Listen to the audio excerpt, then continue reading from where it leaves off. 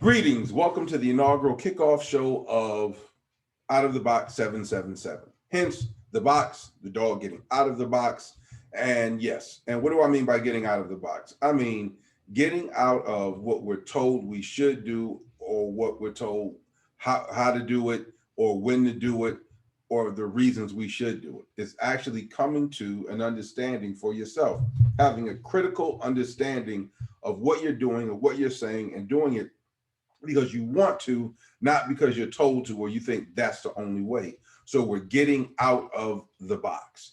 We're getting out of the idea that I can only think one way or things can only happen one way. And we're going to talk about two concepts today that I believe keep us in the box when we mix them up or when we use them improperly. And those concepts are definition and concept. And the reason I believe that most people cannot win an argument or find closure in an argument or a disagreement is because at least one of them are arguing concepts.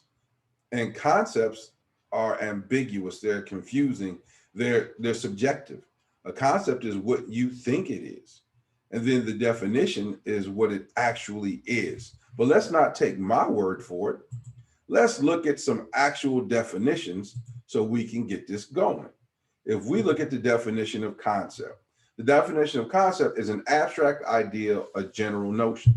Abstract. In other words, it's not concrete, it's not built on something. So this is how a concept can just be totally just messed up and take you out of an argument or out of a stream of thought and then have things get real convoluted. You could be saying, well, based on what you're saying, then this would be true. And then if you're arguing concepts because someone is not specifically told what they're talking about, you say, oh, I didn't mean that. And when you argue concepts, that's what you hear people say, oh, I didn't mean that, or that's not what I'm saying. And then you're like, well, what exactly are you saying? And then they say, well, I'm alluding to this, or I mean to this. And then when you catch them on that, well, that's not truly what I'm saying either. And it keeps shifting. And because a concept is an abstract idea, you can shift it forever, literally forever. And so we have to understand that if we're arguing and we're dealing with my concept versus your concept, there's never going to be any closure. There's never going to be any resolve because it's an abstract idea and we're arguing whatever we think. So what are we supposed to argue? We're supposed to argue definition. See, definition, look at definition, a statement of exact meaning of a word, especially in the dictionary, a statement of the exact meaning of a word, or in this case, a thing. So if we're talking about the exact definition, then we can't argue concepts and we have something concrete to deal with. So let's deal with this. Sometimes I get in debates with people and I say, that was racist. And they're like, oh, it's not racist, it's this. And then they start telling their concept of racist. And then I just say that I just pull up the definition of racist. Prejudice, and this is an adjective, something describing it. Your act was prejudiced against or antagonistic toward a person or people on the basis of their membership in a particular racial or ethnic group, typically one that is a minority or marginalized. So my thing is, was the act prejudiced? Was it antagonistic? And was it geared towards somebody based on their involvement or their membership in a racial or ethnic group? Yes. Then it's racist. There's no more conversation. There's no more debate. And then it's like, well, I'm not a racist. It's like, okay, well, are you a person who is prejudiced or antagonistic against or toward people on the basis of their membership in a particular racial or ethnic group? Typically one that is a minority or marginalized.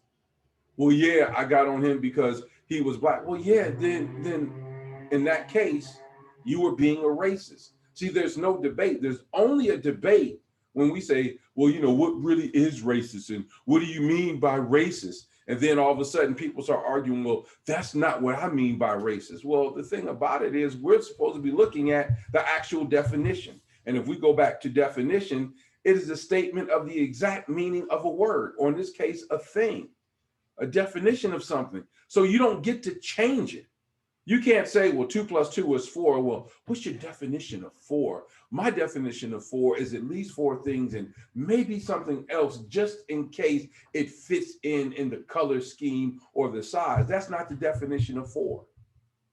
And so what happens is the reason that we have this ambiguity is because we are arguing concepts, not definition. They were like, well, there's no racism in America. Okay, well, let's look at the definition of racism. Prejudice, discrimination, or antagonism directed against a person or people on the basis of their membership in a particular race or ethnic group, typically one that is a minority or marginalized. Oh, of course, there's none of that in America. There's nobody wearing Klan hoods today. There's nobody carrying swastikas and saying bad things about Black people or Jewish people or Latino people. There's nobody saying, talking about the indigenous people and saying like this land is not theirs and telling people to go back where they come from. None of that. That doesn't exist in America, does it? Of course it does. And that's prejudice and discrimination. There's nobody who doesn't get a job because of their ethnicity or their name. Not in America, really. So if any of those things exist, there's racism in America. So the reason I don't have the debate about racism in America is because I go by the definition. And by the definition, any prejudice or discrimination or antagonism that is directed at somebody based on their race or ethnicity is an act of racism. And so this is where we get down into it. Let's talk about what mixing up definition, let's go back to definition, and concept can do. And let me explain first by talking about concepts. See, let's say talk about something real, something that really happened, intelligence. So at one point, they were trying to codify, define, set up a means of classifying intelligence, what it is, how do you measure it, all this other kind of stuff. So they got some psychological professionals together who were supposed to be the top in the business. These are the people who are defining, learning how to measure, telling us what intelligence is.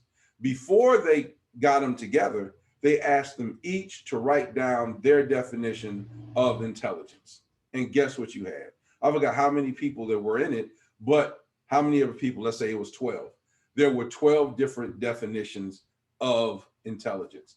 Now, there was some overlap, but none of them were the exact same. So think about this. These are the people who are telling the rest of the world what intelligence is, and they couldn't even agree.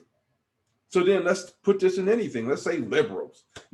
I'm a liberal. Well, I take it if you put 100 liberals in different rooms and make them write down their definition of liberal, though it might be overlap of the whole 100, it's going to be differences. There's not going to be one set definition of liberal. If you put conservatives in the room and do that, if you say pro-life or pro-choice, if you put them in a room separately and ask them to write down their definitions, they're going to be different. And the reason they're different is because they're dealing with their concept of it. And so what happens is when you create these titles leave themselves out because there can be no true definition, because there's no consensus, no joint belief on what it is. They're concepts. And so each person comes to the table with their different concept. So in other words, let's look at church denominations. You have all of these different denominations. You have Baptist, you have AME, you have Protestant, you have Catholic, you have whatever, you got all of them. And each one of them has their reasons for being what they are.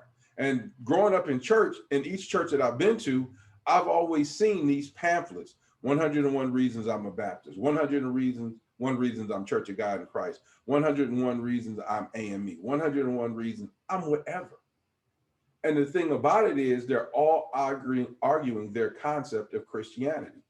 There's no set definition that they're using as the basis for their argument, because you can't all be separate and have a codified or a specific or exact definition.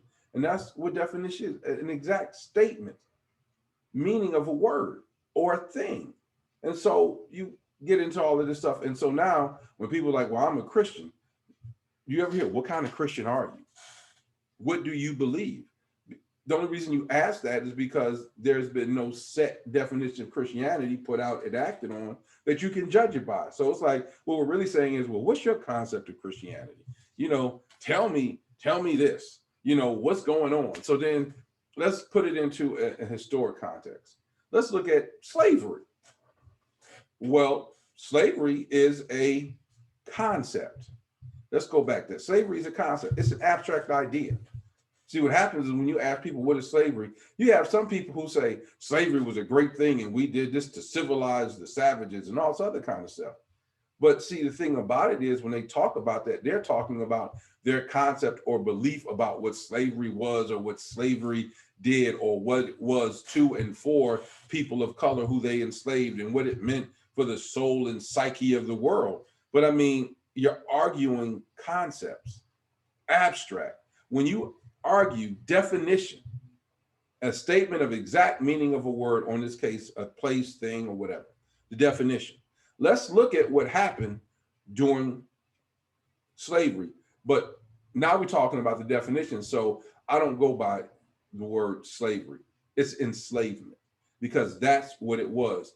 People didn't go up and say, hey, I'm a slave. I'm happy. I'm a slave. There wasn't this big thing where they got everybody together who they brought over in a boat and everybody said, we're going to call ourselves slaves. That's something that the people who were doing the enslaving did. And they did that because they wanted that to be the exact meaning of what an enslaved person is, a slave. But they were enslaved. So from now on, I'm not going to say slavery. I'm going to say enslavement instead of slavery. So what is the exact meaning of enslavement? What happened? It was kidnapping. It was exploitation. It was murder. It was torture. It was mutilation. It was trafficking of men, women, and children. It was rape. It was abuse, mental, physical, spiritual, all of this. This is the definition of enslavement. So now if we look at the definition, can we really make that previous argument that we did this, that the people made, we did this to save the souls of the savages and teach them civility and all this other kind of stuff? So ask yourself this in a serious manner, and I know this sounds crazy to those who have thought about this before, but ask yourself this: can you really teach civility, spirituality, the belief in a higher power, morality, and goodness by kidnapping someone, exploiting them, torturing them, mutilating them, murdering them, trafficking them, abusing them on all levels, and raping them? Is that how you teach people civility, spirituality, and God? No. And so again, I don't have this argument about enslavement being all of this for, the people of color and the people they enslaved, because I know the definition. And so once you know the definition, you don't get caught up in all of this. No one can tell me that being enslaved was good for the people, for the Africans that they brought over here. And what they're trying to do is what's called detailed abstraction. So say that you do believe Christianity, that's your faith, and that you say, well, based on the fact that there's some Africans who were enslaved who became Christians, that would be a good thing. That would be like saying you were hungry and I robbed you, stole your car, and because you couldn't drive to where you were going, you had to walk someplace and you got a good meal that you really enjoyed. And because you end up getting a good meal that you really enjoyed, the fact that I robbed you was great, because you wouldn't have gotten that meal if I didn't rob you. You would have went some other place and got a meal that you wouldn't have enjoyed as much. Nobody's going to say that. No one's going to say, yeah, man, it's a good thing you got robbed because the steak at this place is better than the steak where you were going. So good thing your car got stolen at gunpoint and you had to walk to get something to eat. We don't say that. But what happens is you want to point out the fact that, oh, I got this great steak so I can justify robbing you. And that's what happens when people talk about, well, they learned something about Christianity, this, that, and the other, and it had to come from us, so therefore it was good. So it's okay that I raped you. It's okay that I beat you, exploited you, trafficked you, kidnapped you, broke up your families, because some of you learned about God. But this is how you know that people are lying. You do it. Be like, if it's so great, Let's start kidnapping, raping, torturing, trafficking, murder, exploiting your people to teach you something great. Like, hey, you don't know calculus, so I'm going to rape you, beat you, exploit you, murder you, and teach you calculus. And as long as a handful of you learn calculus, we can say that my enslavement and torturing and mutilation of you was okay because now we got some mathematicians. See how absurd that sounds? See how stupid that sounds?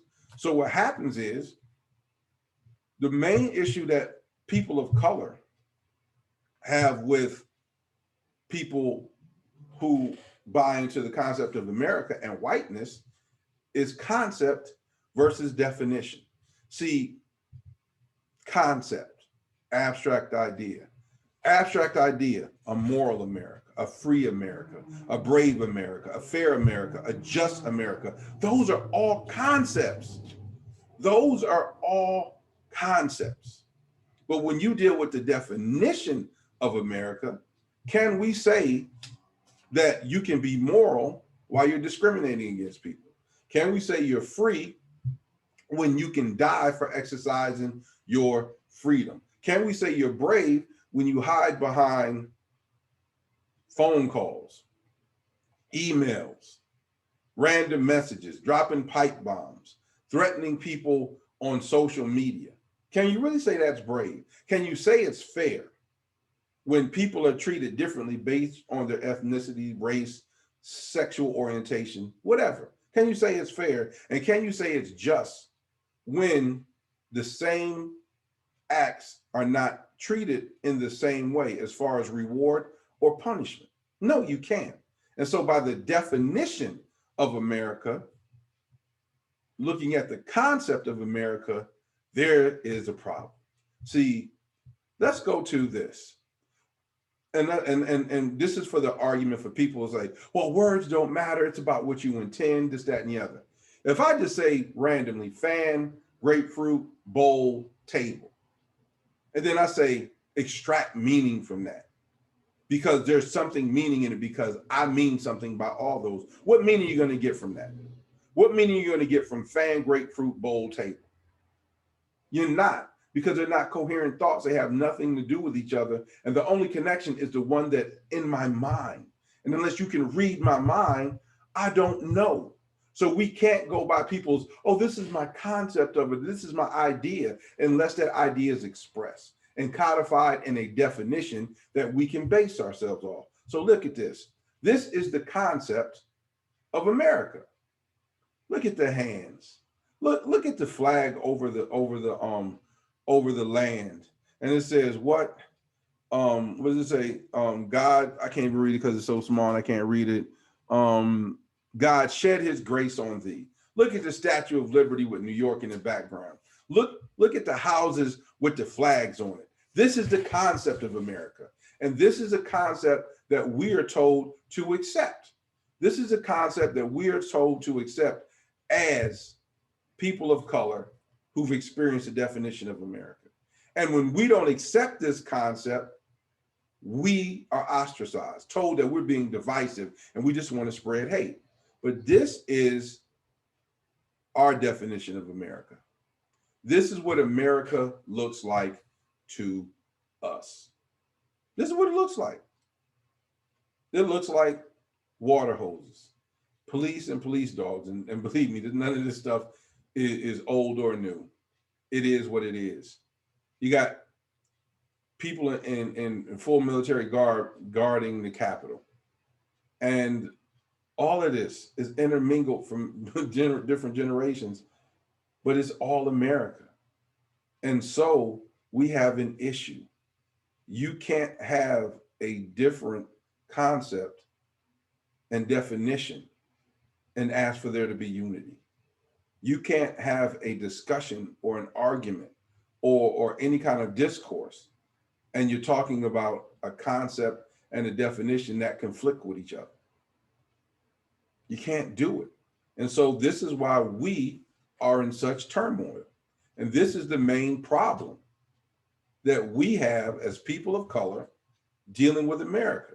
One of the most pressing issues and most divisive conflicts that exist between people of color and America is America is content with claiming the concept, and people of color want America to embrace and live the definition of its concept. See, a lot of white people and people who are of affluence are happy to embrace the concept of a free, brave, fair, and just America without ever having to put it into practice, without it ever having to be the definition. We just supposed to accept it. It's like what James Baldwin said, I can't trust what you say because I can see what you do. I watch what you do. So you can't tell me there's fairness, but I have to go through different hoops, jump through different hoops, or go to different measures because I'm Black. There can't be, fairness if I have to run farther, if I have to jump higher, if I have to be smarter. And so now let's deal with this in a practical application because, like, I said, we're dealing with this in a practical application. And so my screen sharing just went off. So guess what? We're back and it's cool and it's all right. So let's deal with practical application. One time I was pulled into the office of a place where I was working at, and I was just maligned by the first and second in charge. They told me how my behavior was killing morale. It told me how people were unhappy. They weren't sure what I was doing. And so they wanted me to go out of my way and obey rules and regulations that didn't apply to anybody else but me. And they wanted to do it so they could explain my behavior and my job to my fellow employees. And it was about a half hour, and I sat through it and I listened to it. But see, I'm about definition, not concept. And they gave me the concept of what I was doing. I said, okay, pull out my job description. And they got these blank looks on their faces. I'm like, what? I said, pull out my job description. Now, the reason I told them to pull out my job description is because my job description is the definition of my job. It is what I agreed to do and what they asked me to do to get the job. And so I said, okay, I've heard what you said. So just for clarity, look at my job description and point out what in my job description I am guilty of not fulfilling that has me in here and you talking about me. And literally it was about 2 or 3 minutes of silence. Nothing. And then I said, exactly, which is why I'm out. And I don't want to talk about this again. And I got up and I walked out of the office and it was never brought up. See, they were arguing a concept, and based on their concept, I was the most terrible employee on the planet. Like, I was wretched, terrible. But when I asked them to break down based on definition what I did, they had nothing to say. And this is what I'm talking about when I'm talking about coming to some closure, having some resolve and some arguments, not being able to go back and forth forever. See, once you get down to the definition, you put people in the position where they're either going to acknowledge the definition or admit they care nothing about the definition and it's all about their concept. And then, so I'm going to give you one more example, and then we're going to be out. If you ever worked in the school, I don't care your position, whether you are a teacher, whether you are a principal, whether you work in the guidance office, whether you're a janitor, whatever you are, at one point, you're going to be a hall monitor. It just happens because kids are going to do what they want to, and especially if they're running late for class. So as a hall monitor, I used to watch people go back and forth with kids about their demeanor in the hall. And they would say, stop running. And the kid's like, I'm not running. Well, I think you're running. Well, I don't think I'm running. And they would just be going back and forth. And you would watch some of these long drawn out, they were like soap operas. And it's just like, wow, like they're really doing this. And I'm like, okay, whatever. I would stop a kid and the kid would be like, I wasn't running. I'm like, I didn't say you were running. Well, why did you stop me if I wasn't running? I said, walk. Well, I was walking fast. I said, were you walking? I was walking fast. And I said, okay, listen, what's the rule? What are we supposed to do in the hall? We're supposed to walk. I said, does it say walk fast? No. Does it say skip? Like, no. Does it say hop? They say, no. Does it say do the electric slide? Does it say any of that? They're like, no. I said, what does it say? It says walk. Were you walking? I was walking, no, not walking fast. Were you just walking? No. Okay, walk. And that would be the end of it. Because I'm not arguing concepts. I'm arguing if a reasonable person looks at you, would they say that you are walking? And I mean, and we know what we mean when we say walking in the hall. We mean at a moderate, safe pace to guarantee the safety and well-being and movement of everybody. And so if you are violating that, then you're not walking in the concept, I mean, in the definition of what we're talking about. So were you walking? No. End of conversation. That's it. Because once you argue definition, it comes to closure. Because either you're going to argue who has the best working model for living that definition, or you're going to find out someone is just arguing a concept and then they have no basis whatsoever. So in this, don't argue concept. It's ambiguous. It's abstract. It goes away. It goes away. And if you argue definition, it is the exact, what is it? Well, it's the exact thing that it is. It's the exact description of what something is. And then that's how you have an argument. So, and out of the box, we're going to be arguing, discussing from, talking in the vein of definitions, not going to get into some concepts. Now, if I'm having a fun show and I'm just going there or I'm on one, I might. Or if I'm just on one and I'm being ignorant, or I'm on one because I think I got a point, I'll point out like, this is my concept, not a definition. This is my concept. And this is what I want to be. And I'll be like, I disagree with the definition. It won't change the definition. And if we ever argue the definition, I will lose. But I'm going to always be honest about whether I'm talking concept or definition. And I'm only going to really argue from concept when I'm being ignorant and I know I'm losing. And so I'm just going to be ignorant. I'm going to say, I'm being ignorant. But then you're going to know that this is not a serious thing that I'm doing. It's just my way of venting. And then I'm going to come back and say, how do we actually deal with the definition of what it is and come to some kind of understanding or conclusion? So in the end, get out of the box. Like the little doggy, get out of the box. Get out of your concept. Argue the definition. Become a critical thinker, and it will help you change your world. That's all I'm saying. Get out of the box.